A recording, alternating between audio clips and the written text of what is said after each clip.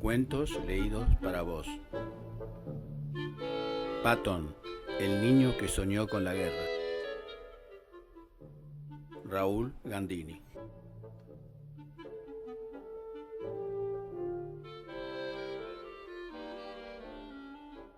A los 8 años, George miraba el mundo a través de una lupa. El jardín era su universo, el sendero de baldosas, su campo de batalla y el techo de la galería, su cielo.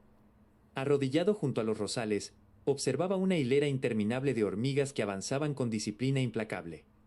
Cada una transportaba un peso 5 veces superior al propio. George contenía la respiración y se preguntaba cómo lo hacían. Las veía como tanques orgánicos y columnas blindadas marchando hacia un destino secreto, Berlín. Cuando el sol vibraba sobre la hierba, imaginaba que sombras aladas cruzaban el aire rumbo al techo azulino de la galería, que se transformaba en un cielo mágico. George, con coraje, espantaba esa escuadrilla de aviones que bombardeaban su columna de soldados en marcha hacia la victoria. Eran avispas, libélulas y mariposas. Con una rama trazaba líneas que solo él veía. Planificaba ofensivas y retiradas heroicas, pero el ejército que recibió no obedecía mandos, se desbandaban y se rendían. Entonces, Patton intervenía. Las hormigas marchaban hacia un charco de agua, un camino de muerte inevitable. Él debía construir un dique para cambiarles el rumbo o un puente. En ese momento, la voz de su madre llegaba amortiguada. George, rápido, a almorzar. El tiempo se disolvía, el hambre no existía. Abandonar la escena era desertar. Nadie sabía que en ese niño silencioso ya ardía una guerra sin tregua. George no miraba insectos, miraba su propio destino. Creció bajo la evidencia brutal de haber combatido en otras vidas, recordando elefantes de Aníbal y legiones romanas. Para él, la guerra era un pulso esencial del universo. Mientras otros estudiaban mapas, él estudiaba impulsos. Tenía el instinto salvaje para detectar el punto exacto donde la realidad debía quebrarse. La velocidad era su religión secreta. Creía que detenerse equivalía a morir. Bajo su mando, la guerra se transformaba en una sinfonía cuántica y surrealista. El estruendo de las orugas reemplazaba los violonchelos, y los timbales eran explosiones que hacían latir el suelo como un corazón de hierro. El aire olía a ozono y aceite quemado, un aroma metálico que se pegaba a la garganta mientras el acero de los tanques se sentía como una extensión de su propia piel. Sus soldados lo amaban y lo temían. Sabían que marchaban detrás de un hombre capaz de conducirlos a la gloria o al abismo. El general Patton recorría los cuarteles cuando todos dormían. Sufría de insomnio. La noche dejaba al descubierto lo único que no podía disciplinarse, el pensamiento. Caminaba entre las carpas atento a la amenaza interior. Sus botas producían un sonido opaco sobre el barro.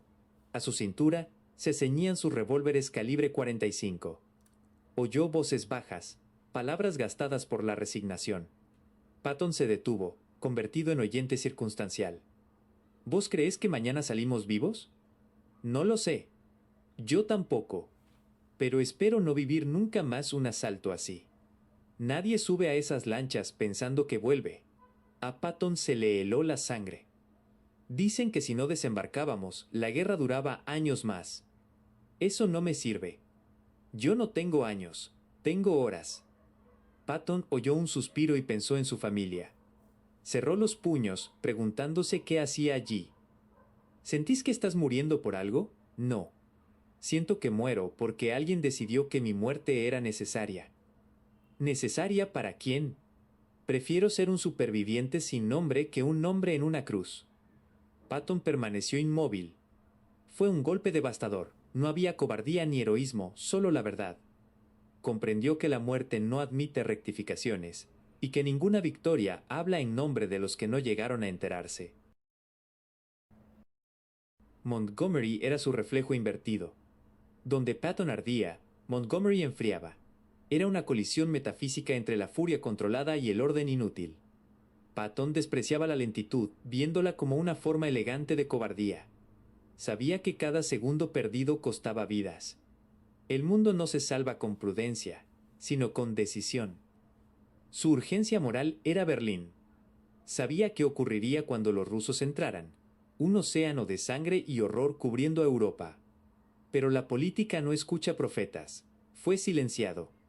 Comprendió que su guerra verdadera era contra la propia historia y los políticos que la escribían sin saber de qué se trataba. Después vino el aislamiento. Había sobrevivido a batallas imposibles, pero lo aguardaba un final trivial, un choque absurdo bajo la niebla matinal. Del choque todos salieron ilesos, menos él. Sus últimas palabras fueron: «A Berlín». George despertó sobresaltado en el jardín. Había soñado que avanzaba sobre Berlín. Las hormigas habían sorteado el charco para llegar a su destino. Por un instante no supo quién era, si el general o el niño.